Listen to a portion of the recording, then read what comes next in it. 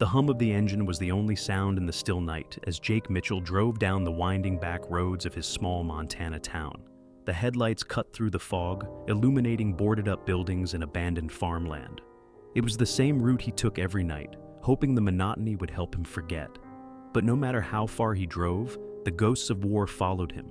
The desert, the noise, the faces of the ones he couldn't save.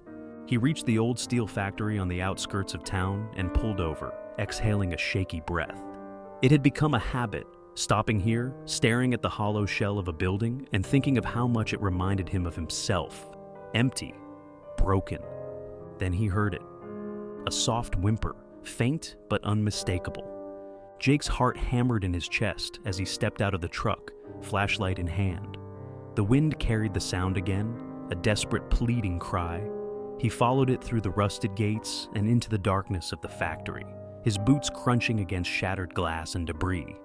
In the corner, barely visible beneath a pile of scrap metal, lay an emaciated German shepherd. Its ribs jutted out beneath its matted fur, and a tattered rope still hung from its neck, tied to an old rusted pipe. "Hey, buddy," Jake whispered, crouching down, his voice thick with emotion. The dog's eyes flickered open, filled with the same fear and exhaustion Jake knew all too well. He reached out slowly, his fingers trembling as they brushed against the dog's head. "You're safe now." And for the first time in a long time, Jake felt something other than numbness. Jake brought the dog, whom he named Shadow, to Second Chance's rescue, the small shelter run by Sarah, an old friend who never gave up on him.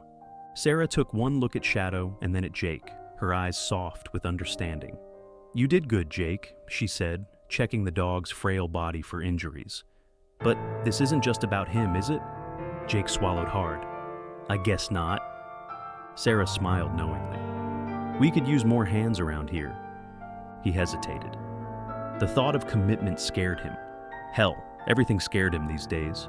But when Shadow let out a soft whine, leaning against his leg, he knew there was no turning back. As the days passed, Jake spent more and more time at the shelter, cleaning cages, fixing broken kennels, and slowly rebuilding his connection with the world.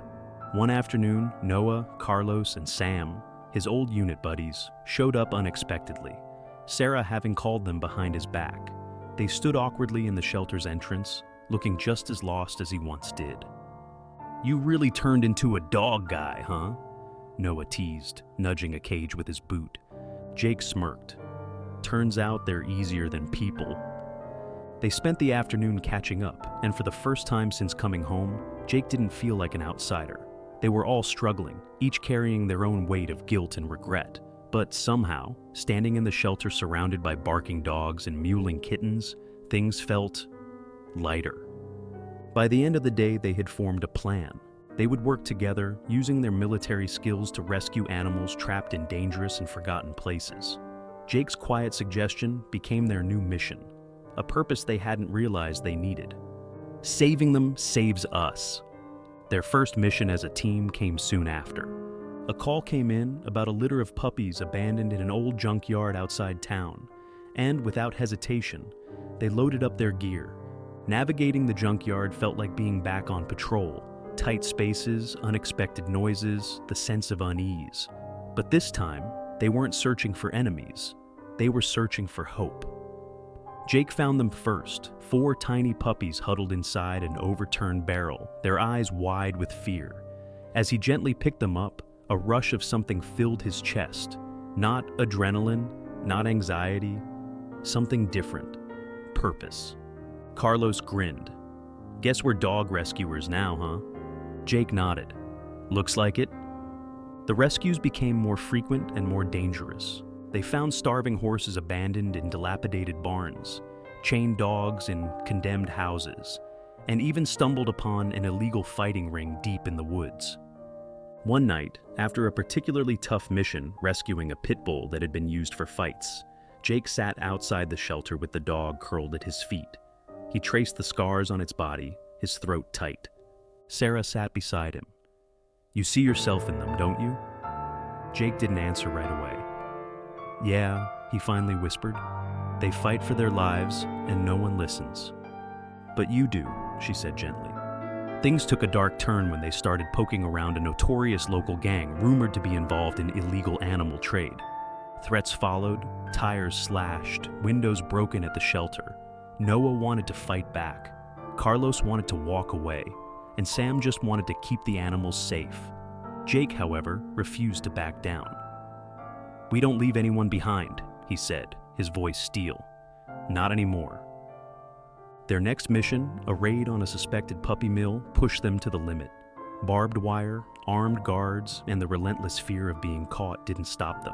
They rescued dozens of animals that night, and as they drove away, Jake realized something.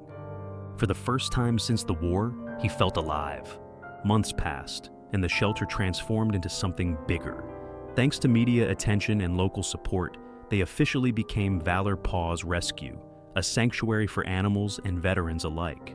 Jake adopted Shadow permanently, and each member of his team found their own companions, dogs that had been abandoned just like them. On a chilly evening, Jake stood outside the shelter, looking at the sign they had hung up together. "Saving them saves us," it read. Noah walked up beside him. "Think we can keep this going?" Jake smiled, watching Shadow chase his tail in the yard. "We have to." Because in rescuing these animals, they had finally rescued themselves. Sometimes the fight doesn't end on the battlefield. Sometimes it begins when you find something worth saving.